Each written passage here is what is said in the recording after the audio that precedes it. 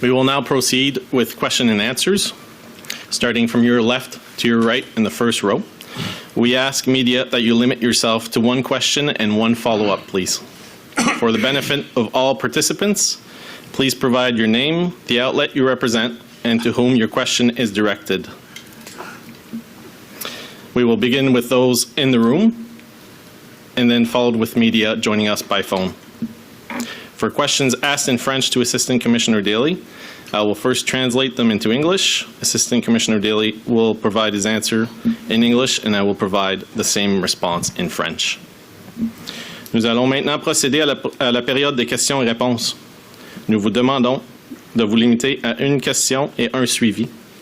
Pour le bénéfice de tous les participants, veuillez indiquer votre nom, l'organisation que vous représentez et à qui s'adresse la question. Nous commencerons par les journalistes présents dans la salle, suivis par ceux qui nous rejoignent par téléphone. Nous commencerons par votre gauche allant vers la droite dans la première rangée. Pour les questions posées en français au commissaire adjoint Daley, je les traduirai d'abord en anglais. Le commissaire adjoint Daley fournira sa réponse en anglais et je fournirai la même réponse en français. We will now go to the floor for questions. Nous allons maintenant passer aux questions sur le plancher. Good morning, Brett Ruskin, CBC News. Commissioner, Assistant Commissioner, the Mass Casualty Commission was the biggest, most in-depth, most expensive public inquiry Nova Scotia's ever seen. And they laid out essentially a checklist, a difficult checklist, to be sure, but it's still a checklist of 130 items. Why did the RCMP in this new report outlined today feel it important to recategorize and change and add themes, kind of reorganize those items, whether we call it 33 items or 75 items listed for police? Why did we reorganize that relatively clear and easy to follow checklist from the MCC? So thanks, Brett, for the question, and I agree with you. It's probably one of the largest, biggest reviews that the RCMP has faced in a long time.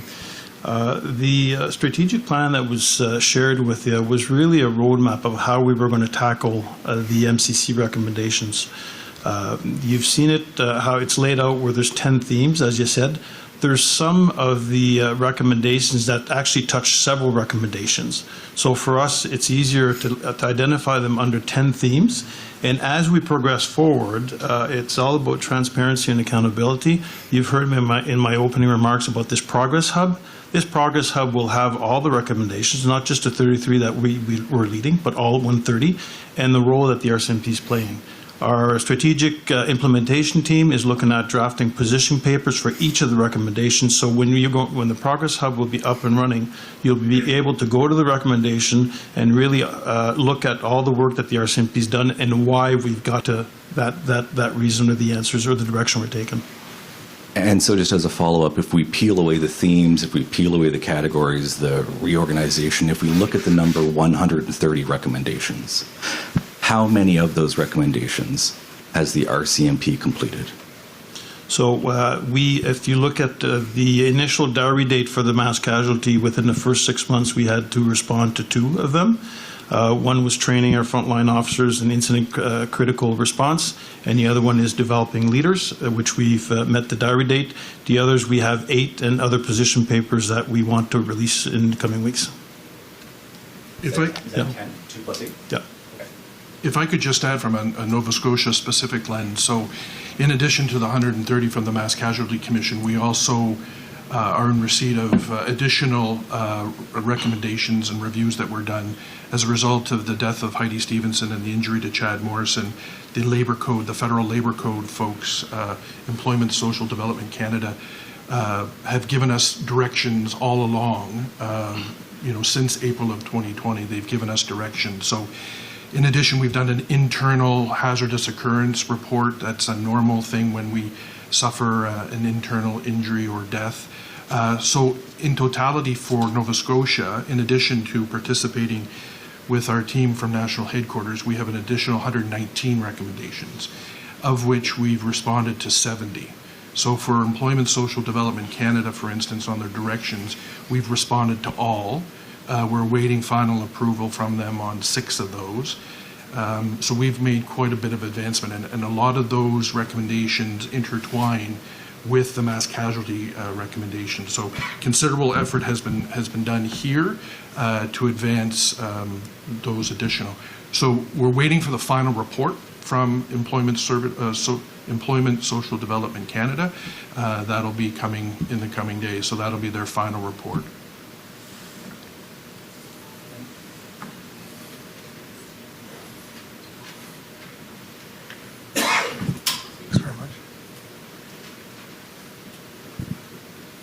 Question for, it's Mike McDonald from the Canadian Press in Halifax.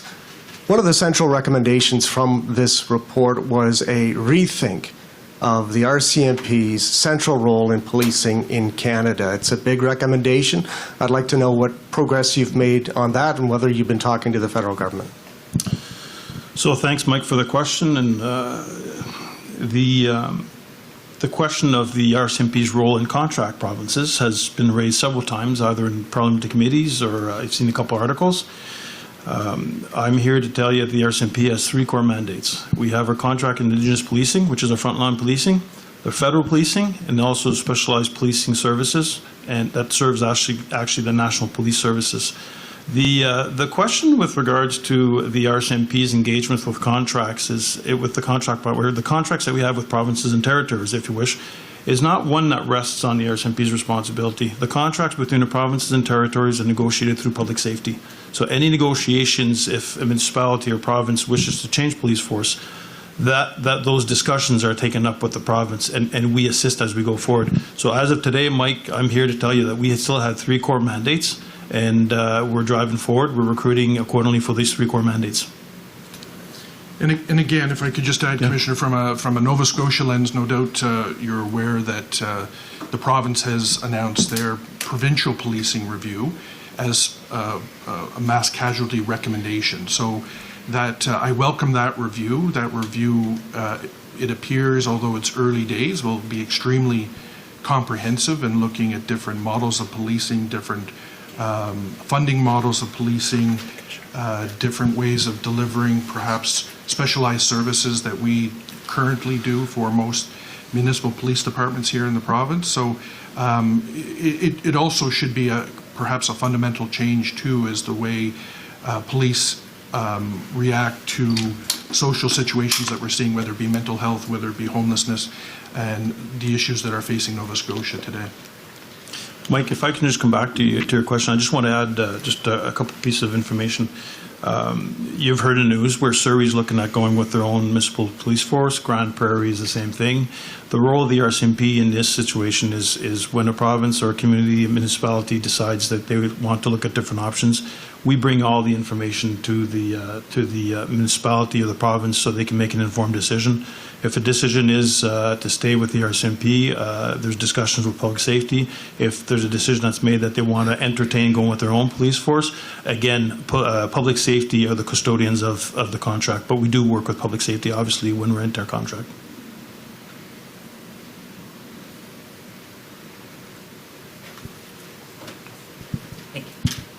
Hi, I'm Aaron Beswick with the Chronicle Herald. You had warnings from neighbours and the Truro police that he had illegal guns, and from the Truro cops put out a warning that he had a handgun and he wanted to kill a cop. There are also reports that your officers had received reports that he had viciously beaten his partner outside the home, and nobody went and knocked on his door. And no warrant was obtained to search his house. What would you do? What would your officers, for these changes that you've made, if you got those calls right now? He's got a handgun by his bed, he wants to kill a cop, and he's not allowed to have any guns at all because he doesn't have a license. He's been beating up his partner, in public in the community. How would your officers respond differently today? Thank you for that question. The Mass Casualty Commission did take a comprehensive look at all those particular issues.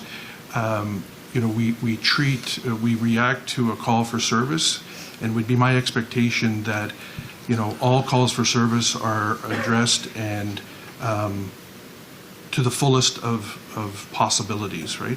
It's hard for me to speculate on what the particular officers knew at that particular time. My expectation, when we're dealing with a serious situation of intimate partner violence, for instance, is that we would work, with our partner agencies to, ensure that there's good safety planning around that victim, follow-up required, and all the necessary stops are taking place. So, as in my opening remarks, we're starting those comprehensive collaborative discussions around things such mandatory arrest and charge.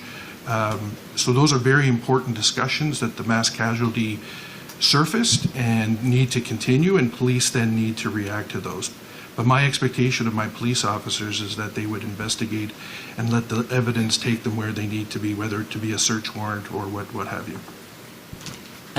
Okay, and so my follow-up would be, one of the issues that was identified in the MCC was that, municipalities pay for a set number of officers to be working any day or night. And that night, due to various people being off for various human resources reasons, a significant portion of shifts aren't filled. So what percentage of shifts that are paid for in Nova Scotia are going unfilled right now? Well, it's difficult for me to talk per shift. So we have mechanisms in place to ensure that if we have a vacation or somebody's away on training or somebody is sick, we have mechanisms in place to fill that particular shift. With respect to, Colchester County, for instance, they are responsible for funding frontline police officers. So we have internal mechanisms to collect data and have discussions, say, for instance, with Colchester, looking at data informing as to why we perhaps would need an increase in resources. We do the best we can with the resources we have. Right now, Nova Scotia, we're in a very good place as far as our recruiting and our retention of employees. Within the RCMP world, we tend to be a destination province. RCMP employees want to come to Nova Scotia, so I generally have very little difficulty filling any sort of vacancy. So right now, in the last year, for instance, we've welcomed 41 new cadets. So our depot training facility has ramped up and is able to deliver, new cadets to our province, so 41. We've also welcomed over 34 experienced officers from other police departments across Canada. So we do have mechanisms in which to constantly assess where we are with human resources, which is a challenge for everybody, every organization, whether it be policing or not. But we do have mechanisms in place to ensure we have the right complement working.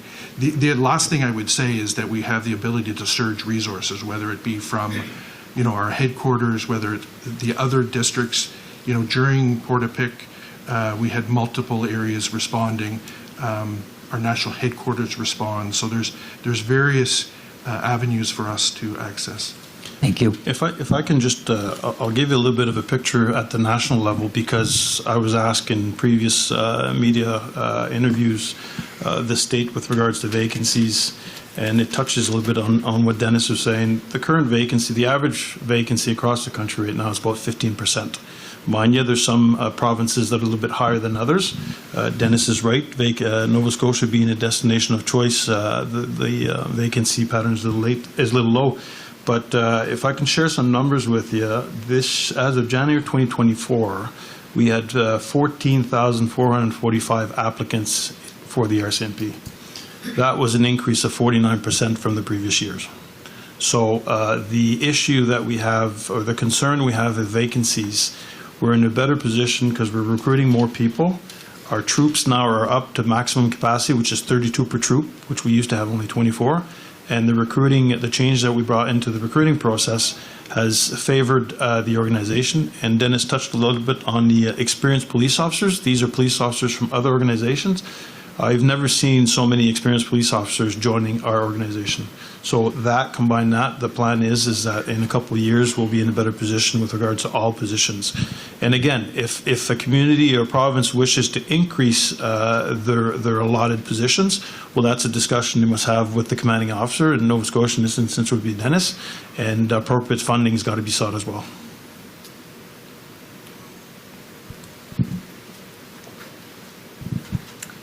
Hi, my name is Lindsay Jones. I'm a reporter with the Globe and Mail. And I wanted to ask about, I heard your apology to the families about being unable to keep them safe during the event. And we also heard in the final report about criticisms of the RCMP being unable to admit mistakes. I'm wondering, can you today admit to the families that you made mistakes, Yeah, Lindsay, I can start, and then Dennis can chime in. But when I was here last year, I did say that I am terribly sorry for the pain and suffering that the family's gone through and continue to go through. And our members, the role of the police is making sure the community and its citizens is safe. And on that particular day, faced with extenuating circumstances, we weren't able to do that, and I'm sorry for that. I've read the report, and I'll be honest, I struggle with what they went through. I can't even imagine what they went through, losing a loved one in such a way. So I'm sorry. I'm sorry for what happened. Again, I'm deeply sorry. I've served this province for half my career. It's unfathomable what happened, and certainly take responsibility for, the not meeting certainly the family's expectations and or the community's expectations. And I'm sorry for that. For me, part of that taking responsibility is doing better, right? And doing better and working and energizing with, the last ounce of time that I have within the RCMP is to making sure that we respond in the future better. We're better resourced, we're better trained. We've made investments in technology, we've made some investments. This must not happen again here in Nova Scotia or across Canada. So for me, it's not only taking responsibility and apologizing, but it's also accountability and ensuring that we're best prepared to respond in the future. Thanks. And as a follow-up, I wanted to ask about the implementation of the Mass Casualty Commission recommendations. So this report you've put out today says you're working towards the principles of that.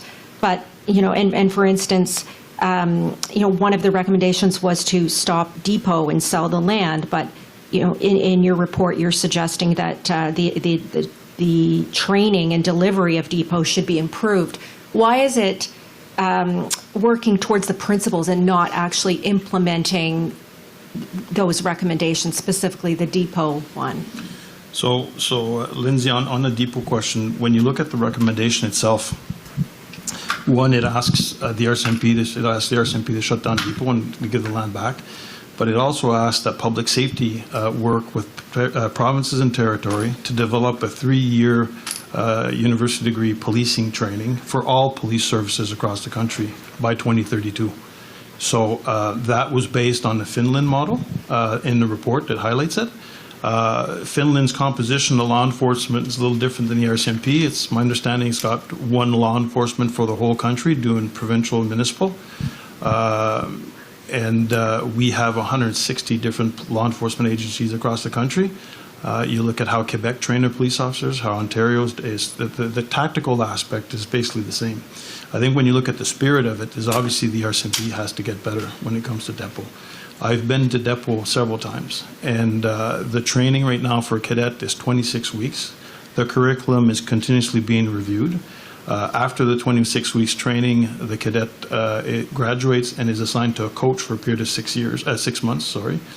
And what I'm seeing, and I shared you with numbers, but what I'm seeing in Depot right now is we're seeing the average age of cadet is 29 years old. And that recommendation tied into the importance of having a post-secondary degree education. So the average age of our cadets right now are 29 years old. They're coming in with diverse life experience as well as education. 83% of our applicants have some form of post-secondary education. So I think what we really have to look at is Depot itself is not just a little RCMP bubble where it's just RCMP ideas. We actually we work closely with certain Canadian universities, a couple American universities. Depot is leading on the international scene with a post-traumatic stress study of cadets, of police officer. So there's a lot of good things being done. Our Management Advisory Board as well has reviewed Depot. They've come up with 4 recommendations that we're looking at exploring. So I think, like I said, I can control Depot to a certain extent, but if public safety decides to go down the road with regards to one type of training for all law enforcement across Canada, we'll have to adjust. But right now what we're doing is we're learning from these. We're making sure that we incorporate it into the curriculum, and we continue to advance with regards to training. Our curriculum, when it comes to Depot, has been used in several parts of the world. So that's why that was one of the recommendations that kind of surprised me when I saw it. But again, the spirit of it's getting better. We want to get better. We want to learn and whatnot.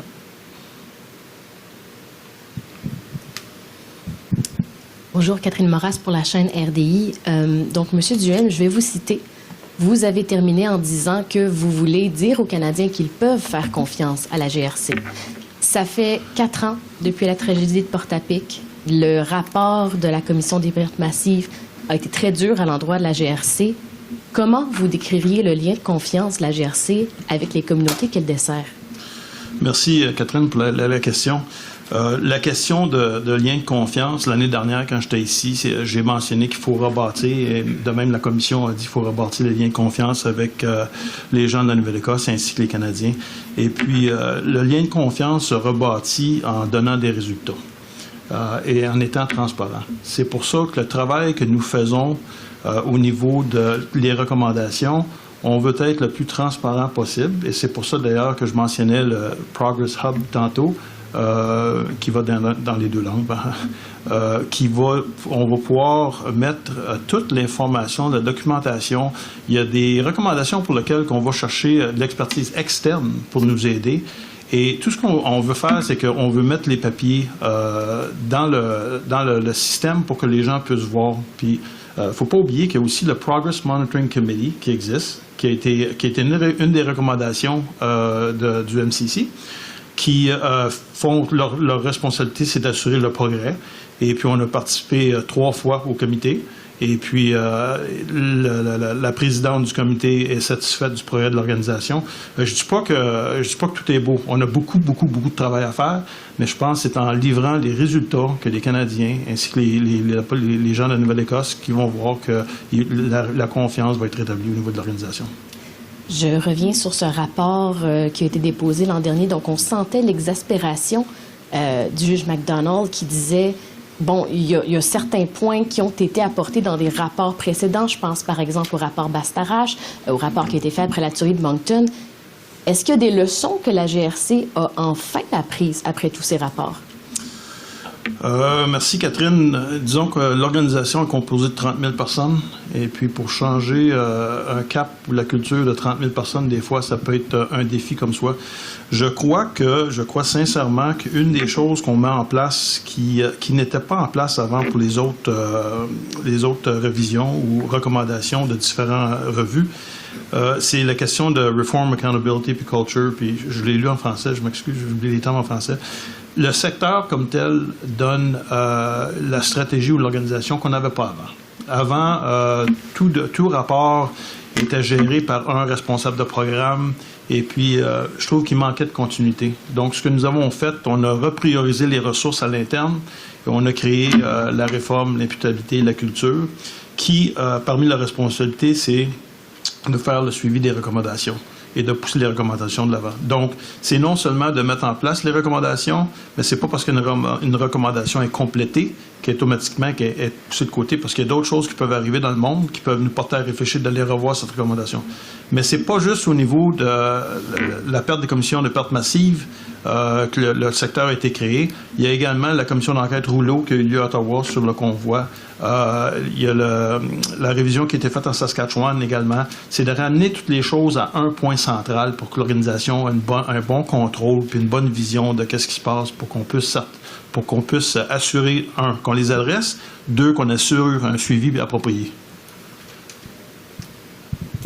Bonjour, Héloïse Rodriguez aussi, Radio-Canada. J'ai une question par rapport à ce que vous avez répondu à mon collègue Brett. Je pense que vous avez dit qu'il y a 10 recommandations qui sont en cours en ce moment, en sachant qu'il y a eu 130 recommandations qui ont été faites. Pourquoi est-ce que vous dites que vous êtes satisfait du progrès s'il y en a seulement 10 qui sont en train d'avancer dans votre cas? Merci. Ben d'un, je vous rappelle que la commission, c'est écrit dans le rapport que les changements, ça peut prendre du temps. Les changements il y en a certains qui sont plus complexes que d'autres. Je vais vous donner un exemple. D'ailleurs, on avait un échéancier de 6 mois pour rencontrer le premier échéancier qui nous avait été imposé sur 2 des initiatives pour lesquelles on a rencontré. Et puis l'autre, je peux vous donner un exemple au niveau des avertissements, Alert Ready. Par exemple, l'organisation a créé un poste au niveau national de coordination, de formation. La formation au niveau de Alert Ready est maintenant donnée aux cadets à dépôt.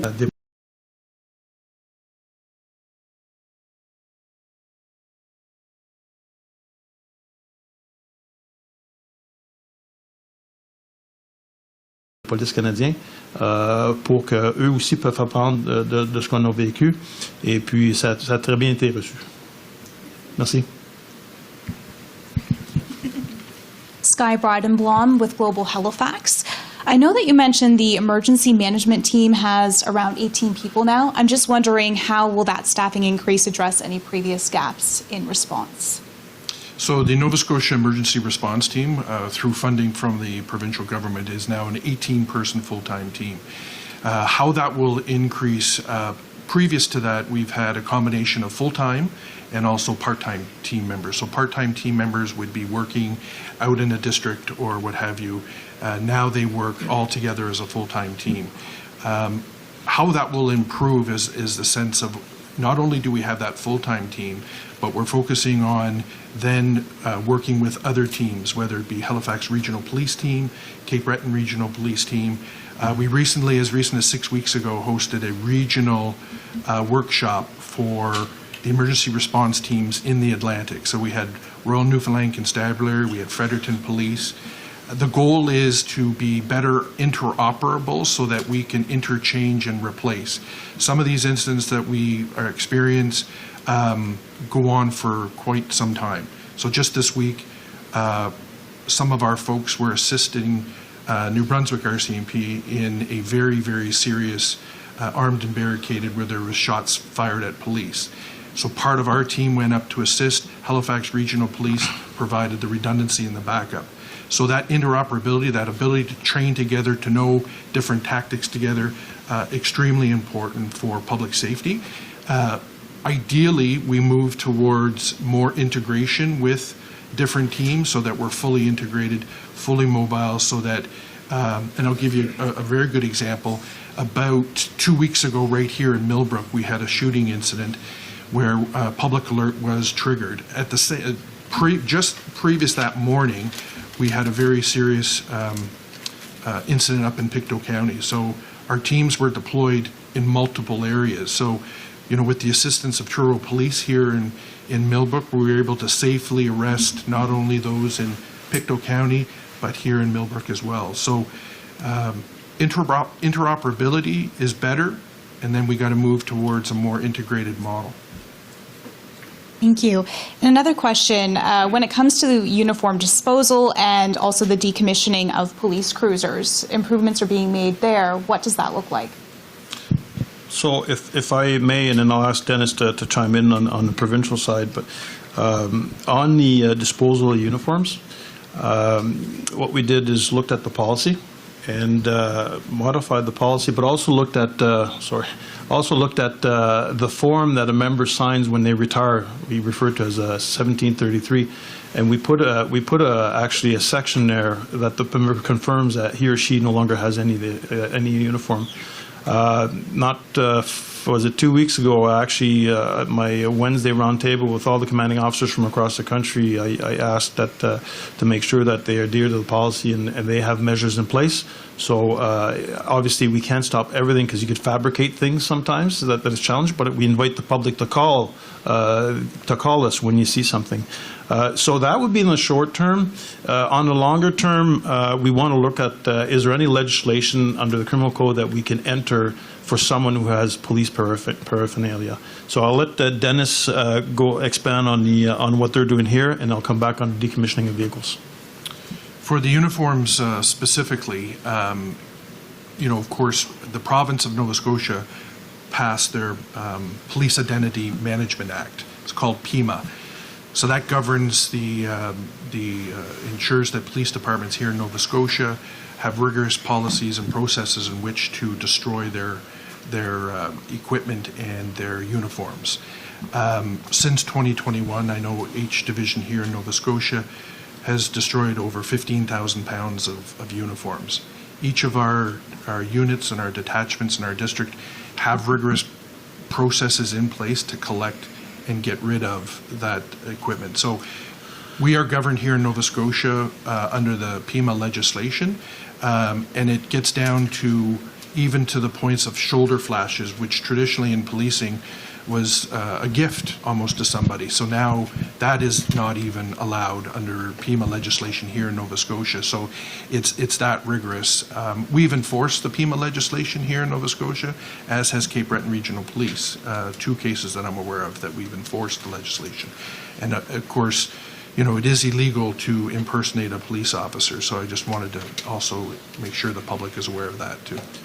So, Sky, to your second question with regards to decommissioning of vehicles, you might recall that the Minister of Public Safety put a moratorium on all sale of vehicles. So all our vehicles, once they get to the end of life, they go through Crown Asset and they're usually auctioned off.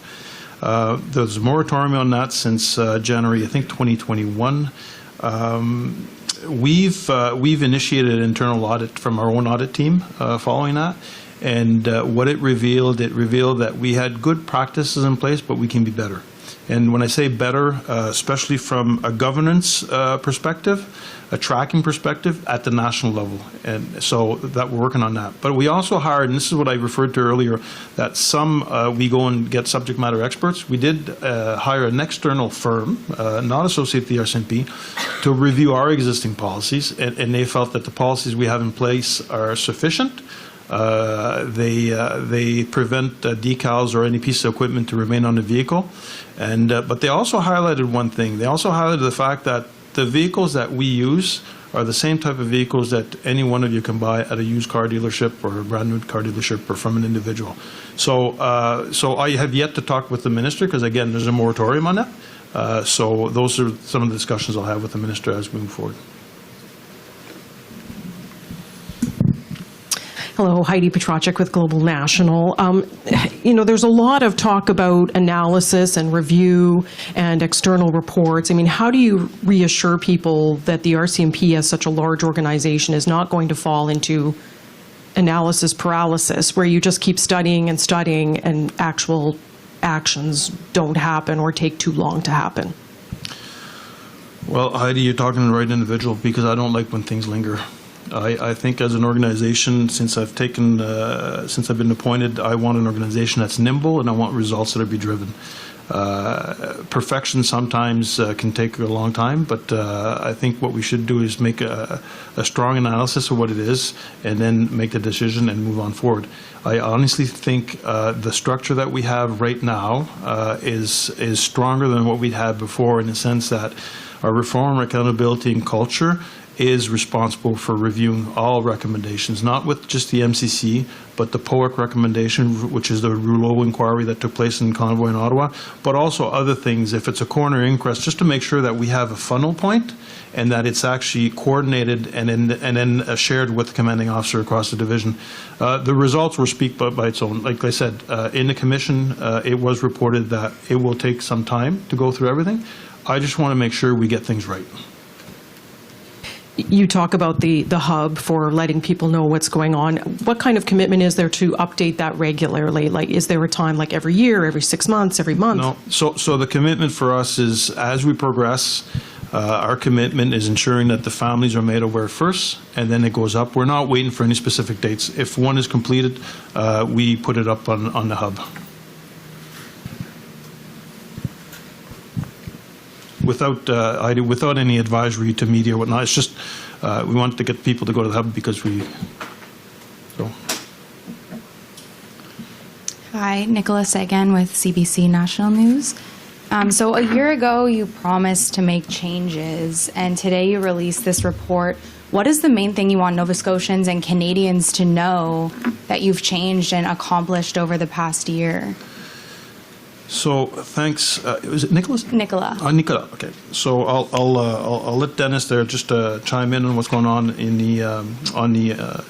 Nova Scotia. But the changes, like we've seen the changes with regards to Alert Ready.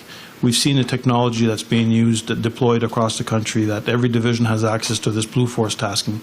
We're looking at, we reviewed our incident command response model.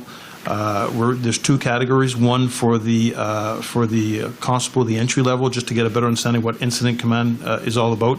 But the 200 process, it was reviewed again by an independent firm, subject matter experts. There's some improvement to be done there.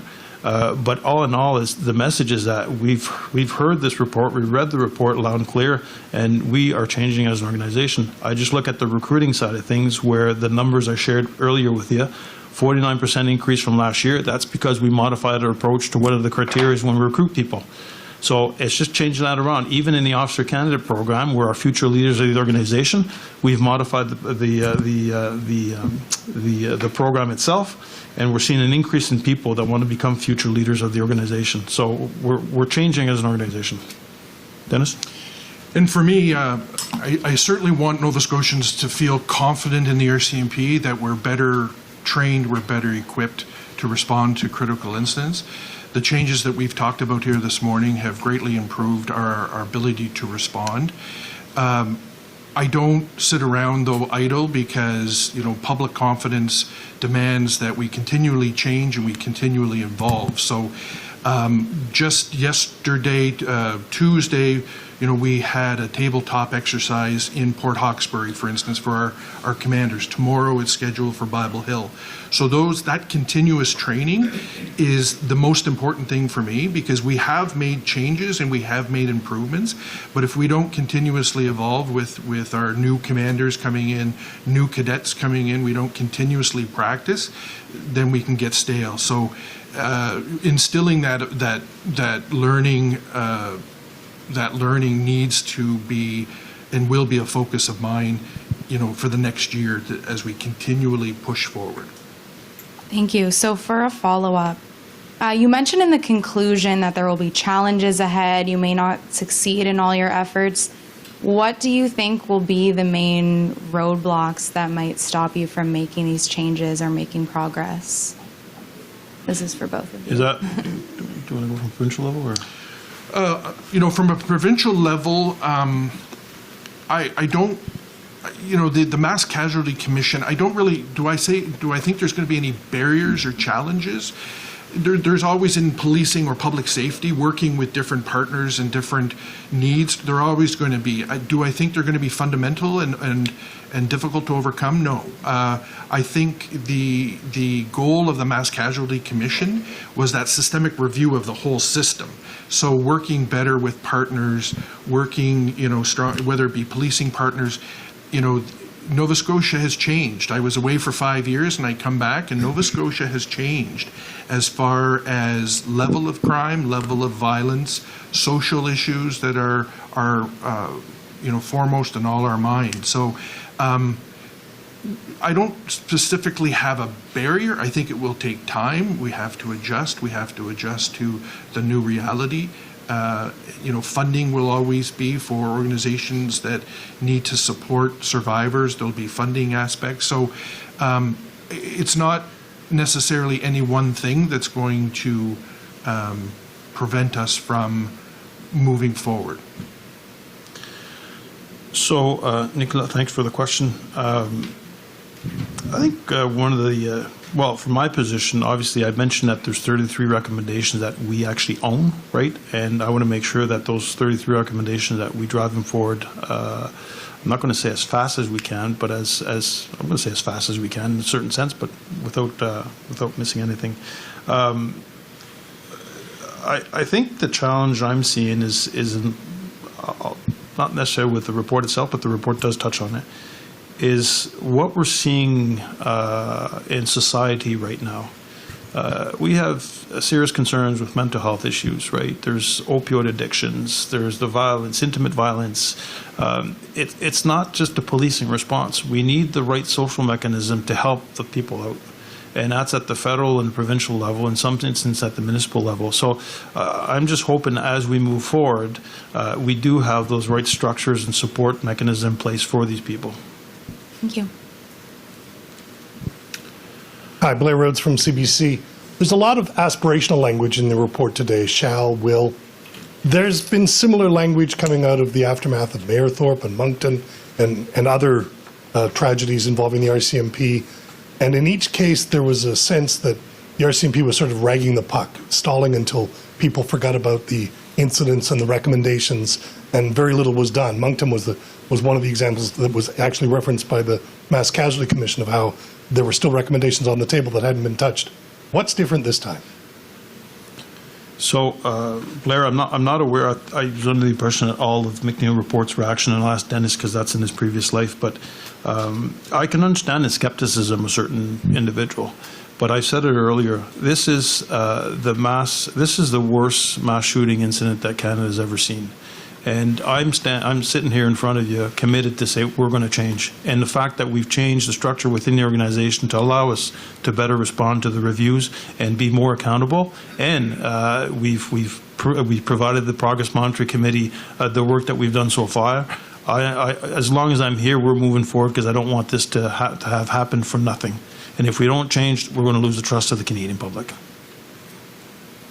Thank you, Commissioner. So just with respect to the McNeil recommendations that came out of the tragic events in New Brunswick in 2014, in my previous role in our national headquarters, I handled the McNeil recommendations. We did submit affidavits to the Mass Casualty Commission outlining that we implemented all 64 of the recommendations of McNeil. The last ones were with respect to Blue Force tracking. That was one of the last ones that we implemented. The McNeil report actually fundamentally changed the RCMP's response to critical incidents, as it should, and learn from the events of Mayerthorpe and/or Moncton. Out of McNeil came, the proper carbine funding and distribution, the immediate action response training, where we immediately go to the threat. The initial critical incident response training for our immediate first responders, all that came out. There was aftercare suggestions and whatnot. So McNeil fundamentally changed the RCMP's response to critical incidents. And my expectation is that also the Mass Casualty Commission will then fundamentally change and push us even further. Both of you have mentioned on many occasions this morning the Alert Ready system. You're extolling the virtues of it. But it came out during the Mass Casualty Commission that the RCMP were actively questioning the viability and effectiveness of the program prior to this incident and dismissing it as a police tool. So again, my question would be, what's changed? So I'll let Dennis, to be specific of what you're bringing, Blair. I'll just go when the Alert Ready was initially designed, if you wish, many years ago. It was focused really on weather warnings and Amber Alerts. And you look at it from a law enforcement perspective, when Amber Alerts were introduced, I think people got adjusted to it, and now it's ingrained in them, and it's a reflex when there's a missing children. They eventually expanded that to 5 different areas, right? Weather, amber, police, public safety emergencies, weather, health, and transport emergencies. When this tragic incident happened in 2020, there wasn't one law enforcement across the country that used the alert ready for a public safety emergency situation. So we have learned from that, and I shared earlier is we have developed we have a national coordinator position out of national headquarters that looks after it, that works with the different provinces and whatnot. We've embedded it in our training at our cadet training, and so cadet training has it, and our members are trained on it. So there's and it's been used several times now. I think it's ingrained in the people now to use Alert Ready, and I'll let Dennis elaborate on your specific question with regards to Nova Scotia. So what's changed here in Nova Scotia is since we got direct access to the system. So in 2021, we've issued 24 alerts to date. We have full-time staff sergeants that work in our 911 center. They're fully empowered to trigger an alert. They work with our strategic communications team to ensure the alert gets out as fast as possible. So we have rigorous policy around that. We are the leaders in Canada with respect to triggering alert readies. So what's changed is that alert ready has become a critical tool for us to use during critical incidents, for instance.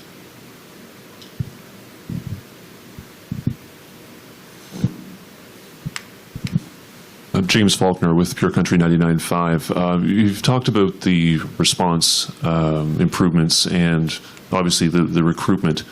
I'm wondering what's being done to improve recruitment with 911 operators. You've mentioned about some of the procedures and so on that have been improved in training for the OCC, but certainly the number of 911 operators isn't as high as it was 4 years ago when there was actually operators here in Truro. What could be done to improve that where, they're in a situation with constant overtime calls and teams themselves in general are considered to be short-staffed? So, James, thanks for the question. I'll have to get back to you specific training. Our OCC operators do go through a specific training for the task at hand. And when they're involved in incidents as such, there are support mechanisms that are there to support them. But I would have to get back to you what additional training has been offered since the report was tabled. So I'm more than happy to circle back with you. But as far as just recruitment for 911 operators to ensure that these teams are, not necessarily fully staffed, but better staffed than they have been the last few years? Well, the recruitment, and I'm for one who we have to be aggressive in our recruiting. I understand that at one point it was a question of pay parity with other OCC operators in part of the country.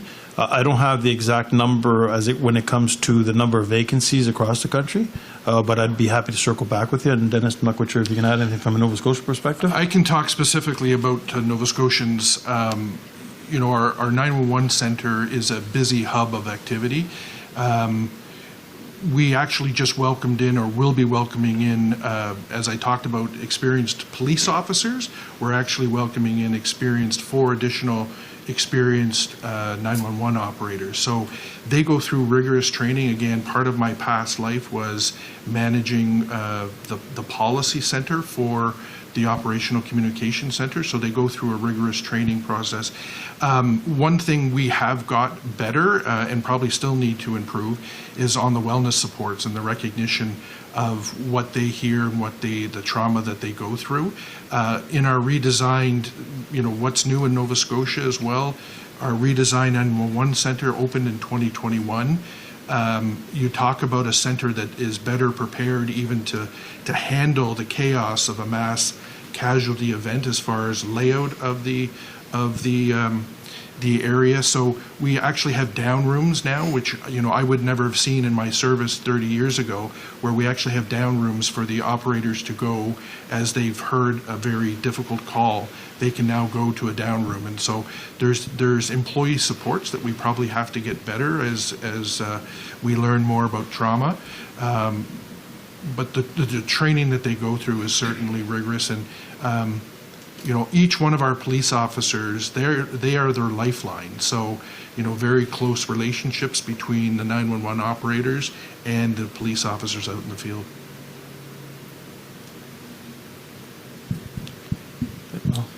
Hi, Jonathan McGinnis, CTV News. Have any of the recommendations that you've spoken about today proven to be more difficult to implement, and if so, can you tell me why? So, Jonathan, thanks for the question. The recommendations that we put in place were the ones that we deemed priority. Obviously, I mentioned the alert system. I also mentioned the ICR, Incident Command Response, which is an online course given to frontline people at the constable level and the supervisor level. That was the 200 was reviewed, and we, as an organization, have to look at the training, how it's delivered, and modify it. So the ones that we've had so far, for instance, when you look at the Alert Ready that was rolled out, to me that was an important one, so we get the message out there quickly. We finalized it. I think the last division was Nunavut to finalize it, I think it was a month ago. So this goes on to what I said earlier. Some will go faster than others because we don't control everything. But I'm happy to say that there's one initiative that we deemed that was pretty critical in informing general public that's now throughout the country. The mechanisms that it's being activated differs. Dennis has direct access to the system and his team. Other parts of Canada is the same, and there's other parts where there's indirect access to the system.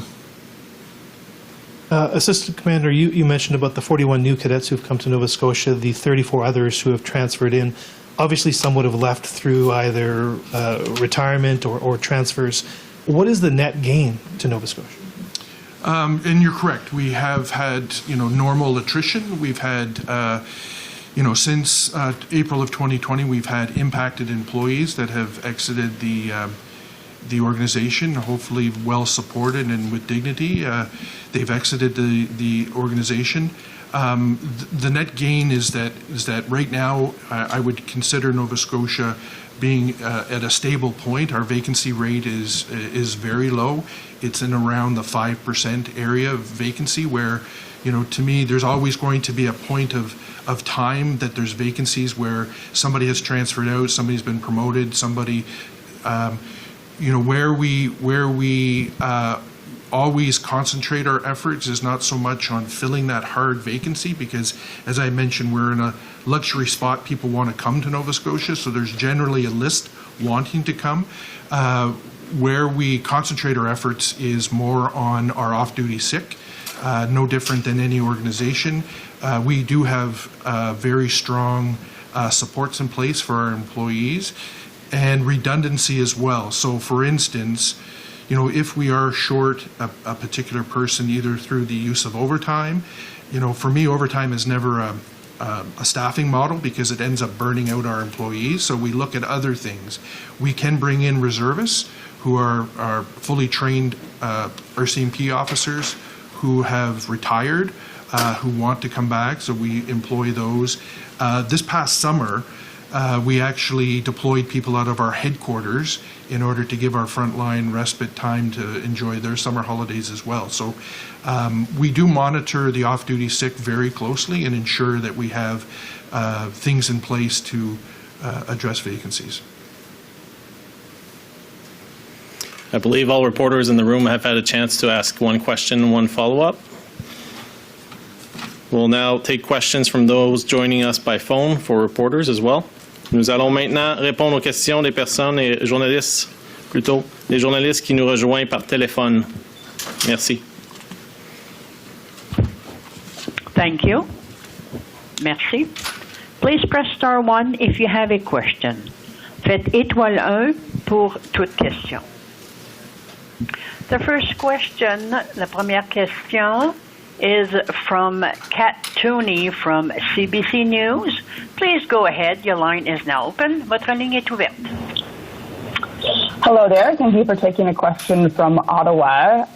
We're hearing a lot this morning about how the RCMP is committed to change. The Canadians have heard that from the RCMP before, the Backstrash report, the McNeil report, the Lowe report. Why would Canadians trust you today? Thanks, Catherine, for the question. I said earlier that judge us by the results that we're going to have as we move forward with addressing the recommendation. That's a good way of believing in us and what we want to do. The comments from the Progress Monitoring Committee reflects the progress that the RCMP has been doing. And when I'm saying I'm changing, the organization is in change because I mentioned earlier about the recruiting process, how we've changed it. We're seeing more diversity from our cadets. We also changed our officer candidate program for future leaders. We changed that, and you're seeing more and more people being interested. So there is a change in the organization, getting the right leaders in the right position. And as we bring more diversity in the organization, that culture that it's often pointed out at us will change, but there's a lot of work being done across the country. And like I said, results will speak by themselves. And I know the call for an independent review of the RCMP model isn't one of the 33 recommendations that you have direct control over. Obviously, we're asking Ottawa for their update as well. But you must have an opinion. And I'm wondering, do you think that exercise, that external independent public review would improve the RCMP? So thanks again for the follow-up question. That would be up to public safety, as I mentioned earlier, to proceed with an external review. I am here representing 30,000 proud employees across the force who come to work every day trying to make a difference and whatnot. So as I said, 3 core mandates: federal policing, contract indigenous policing, and specialized policing services. And our recruitment model is based on those 3 key priorities.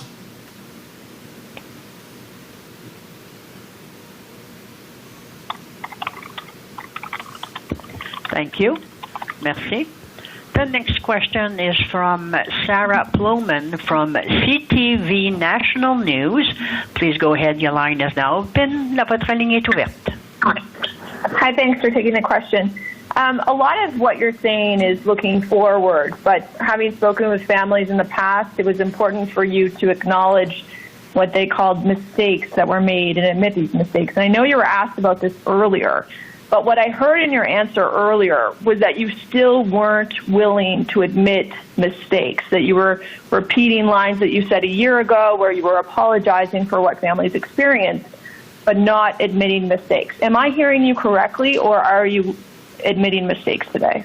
Well, Shara, thanks for the question. And yeah, I did say that we did not live up to the expectation. We did not live up to la raison d'être of policing communities. And the report itself is clear. We've made mistakes. And Dennis touched on it earlier, and I'm sorry for the mistakes that were made. It was not for lack of our members being going to the scene, addressing the scene the best they could with the tools and equipment, the training they have. The incident itself was one that's never been seen, and I acknowledge that mistakes have been made, and it reflected in the report.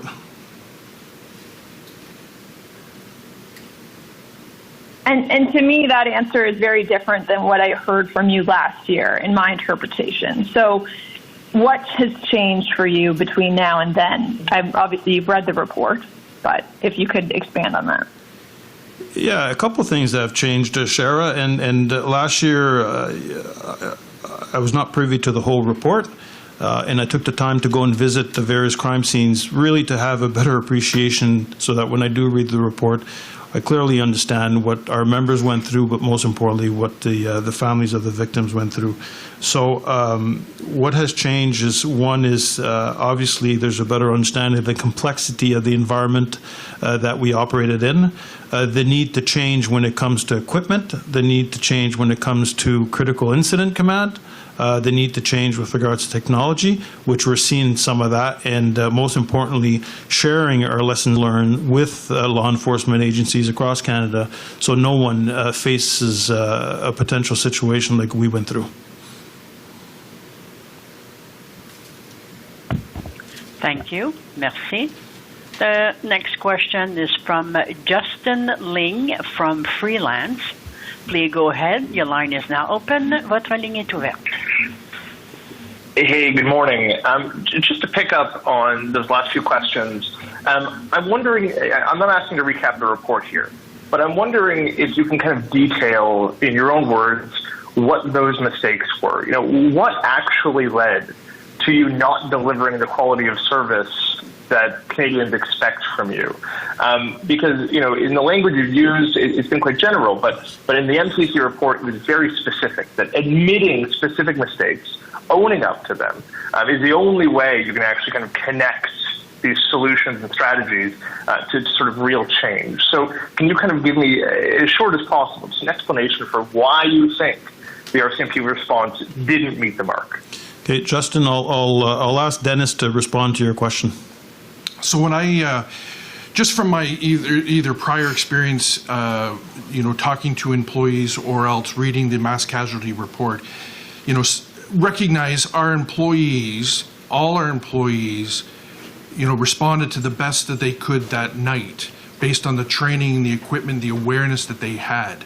I feel that's really important for us to start off with. Having said that, when you respond to a mass casualty event, it is chaotic. You don't know what's going on. You really don't have that overall situation awareness. Decisions were made with the best information at the best time. In hindsight, as we look back, we can see that, not having access to the public alerting system, I think would have been a tremendous advantage during the response. Things like technology, not having the technology, not having access to the mapping. I know a lot has been made about not knowing where the Blueberry Field Road was. There were mistakes made. Would I expect mistakes to be made at every response? Absolutely. That's why we do comprehensive after-action reports after every, and we look to improve. Those are just some of the ones that come to my immediate mind as far as were areas identified that we can improve on. Absolutely, and that's the concentration, and my priority as the commanding officer for Nova Scotia is to do those things better. Okay, this is a follow-up, and Commissioner, I'm hoping you can speak to this directly. Often when I hear you explain the things that went wrong, they're sort of indirect and they're sort of passive. We didn't have access to this. We didn't have access to this technology or this reporting system. But the MCC is very clear that some of the failures were resourcing, equipment, training, decision-making, leadership. I'm wondering if you can kind of take responsibility for that in really specific terms. And what's more, the recommendations say that taking responsibility ought to be a prerequisite for advancement in the force. We are 4 years on from this event, and this is really the first time I think many of us are hearing you say that the RCMP is responsible for these mistakes. You were promoted to commissioner by the Prime Minister just a few months ago without having taken that responsibility, without having made that direct apology. Is this itself indicative of the RCMP still not changing? So thanks, Justin. And it wasn't a few months ago; it was about a year ago from today. I was promoted to the position. I hear you loud and clear. The areas that require improvement are clearly highlighted in the Mass Casualty Commission, and we are taking responsibility. Actually, we just renewed our core values, and one of the core values is actually taking responsibility. So I appreciate your comments. I appreciate your question. Again, the Mass Casualty highlights the areas that require improvement. Dennis and I and other COs, commanding officers across the country are committed to make sure that everything is reviewed and the right measures are put in step. Thank you. With our last reporter finishing question on the phone there, this concludes our media availability today. Thank you for attending. Ceci conclut le point de presse aujourd'hui. Merci beaucoup de votre présence. Thank you, everyone. Thank you. Thank you. Merci. The conference has now ended. Please disconnect your lines at this time, and we thank you for your participation. La conférence est maintenant terminée. Veuillez s'il vous plaît raccrocher votre ligne et merci de votre participation.